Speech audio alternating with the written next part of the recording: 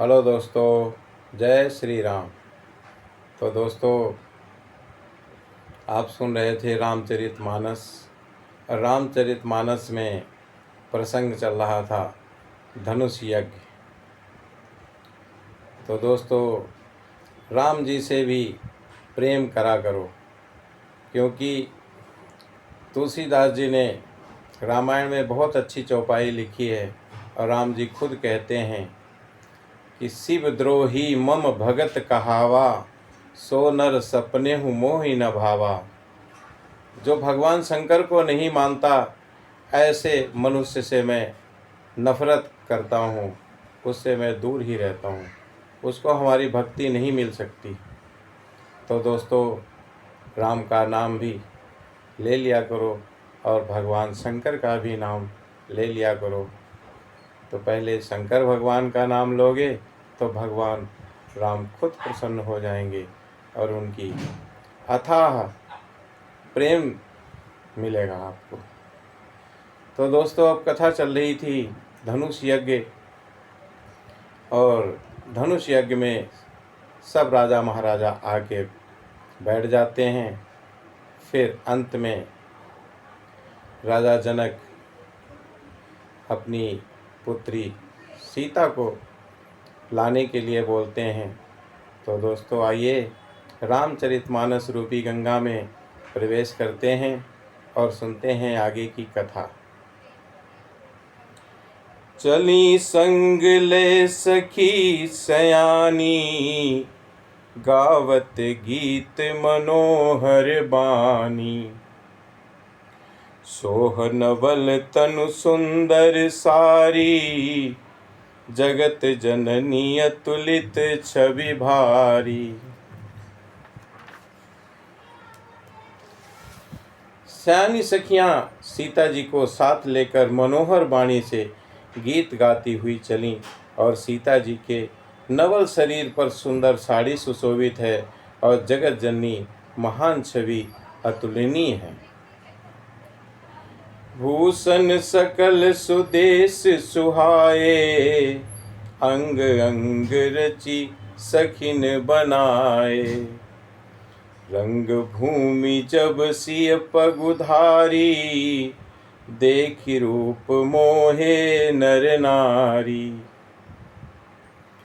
सब आभूषण अपनी अपनी जगह पर सुशोभित हैं, और जिन्हें सखियों ने अंग अंग में भली भांति सजाकर पहनाया है। और जब सीता जी ने रंगभूमि में पैर रखा, तब उनका दिव्य रूप देखकर स्त्री पुरुष सभी मोहित हो गए। हरसि सुरन दुंदवी बजाई, बरसि प्रसून अप्सरा गाई। पानी सरोज सोह जयमाला, अब चट चितय सकल भुआला। देवताओं ने हर्षित होकर नगाड़े बजाए और पुष्प बरसाकर अप्सराएं गाने लगीं, और सीता जी के कर कमलों में जयमाला सुशोभित है। और सब राजा चकित होकर अचानक उनकी ओर देखने लगे। सिय चकित चित राम ही चाहा, भय मोह बस सब नर नाहा। मुनि समीप देखे दो भाई, लगे ललकी लोचन निधि पाई। सीता जी चकित चित्त से श्री रामचंद्र जी को देखने लगीं, और तब सब राजा लोग मोह के बस हो गए। और सीता जी ने मुनि के पास बैठे हुए दोनों भाइयों को देखा, तो उनके नेत्र अपना खजाना पाकर ललचाकर वहीं श्री राम जी में जा लगे और स्थिर हो गए। गुरुजन लाज समाज बड़े, देखि सिय सकुचानी। लागी बिलोकन सखिन तन, रघुबीर ही उर आनी। परंतु गुरुजनों की लाज से बहुत बड़े समाज को देखकर सीता जी सकुचा गईं, और वे रामचंद्र जी को हृदय में लाकर सखियों की ओर देखने लगी। राम रूप अरुषिय छवि देखे, नर नारिन परिहरी निमेषे। सोच ही सकल कहत सकुचाई, विधि सन विनय करही मन माही। श्री रामचंद्र जी का रूप और सीता जी की छवि देखकर स्त्री पुरुषों ने पलक मारना छोड़ दिया और सब एकटक उन्हीं को देखने लगे।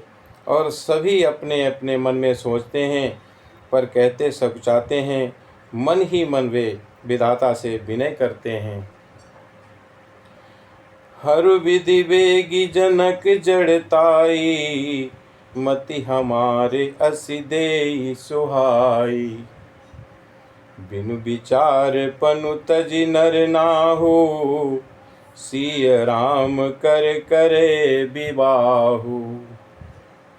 हे विधाता, जनक की मूर्ता को शीघ्र हर लीजिए और हमारी ही ऐसी सुंदर बुद्धि उन्हें दीजिए कि जिससे बिना ही विचार किए राजा अपना प्रण छोड़कर सीता जी का विवाह राम जी से कर दें।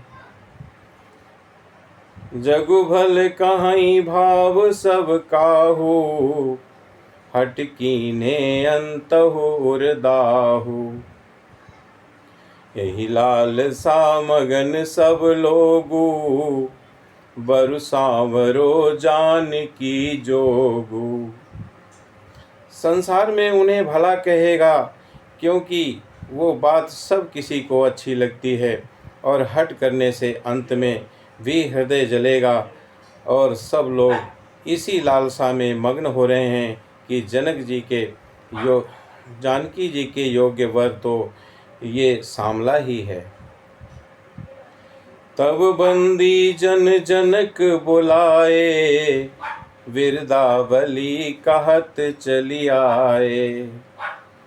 कह नृप जाई कहु पन मोरा, चले भाट ही हर सुन थोरा। तब राजा जनक ने बंदी जनों को भाटों को बुलाया और वे बिरदावली वंश की कीर्ति गाते हुए चले आए। और राजा ने कहा कि जाकर मेरा प्रण सबसे कहो। भाट चले, उनके हृदय में कम आनंद नहीं था।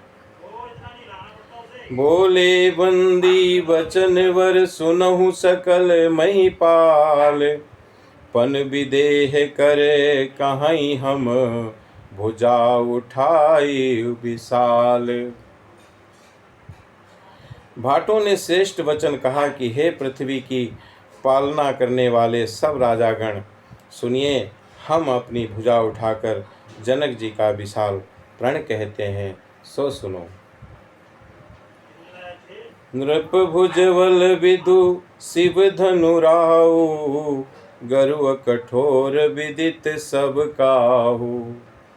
रावण बाण महाभट मारे, देखि सरासन गवहीं सिधारे। राजाओं की भुजाओं का बल चंद्रमा है और शिव जी का धनुष राहु है और वो भारी है, कठोर है, ये सबको विदित है। बड़े भारी योद्धा रावण और बाणासुर भी इस धनुष को देखकर गांव से चुपके से चले गए और उसे उठाना तो दूर रहा, छूने तक की हिम्मत नहीं हुई। सोई पुरारी को दंड कठोरा, राज समाज आज जोई तोरा। त्रिभुवन जय समेत वैदेही, बिनहि विचार वरई हटिते ही। उसी शिव जी के कठोर धनुष को आज इस राजसभा में जो भी तोड़ेगा, तीनों लोकों की विजय के साथ ही उसको जानकी जी बिना किसी विचार के हठ पूर्वक वरण करेंगी।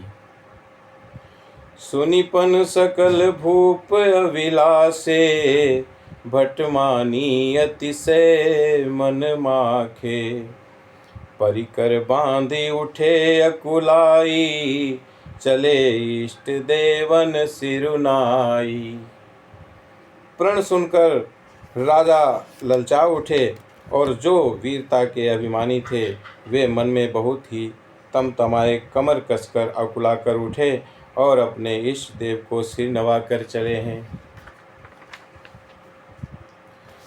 तम किता कितकी शिव धनु धरहीं, उठई न कोटि भांति बलु करहीं। जिनके कछु विचारु मन माही, चाप समीप महीप न जाही।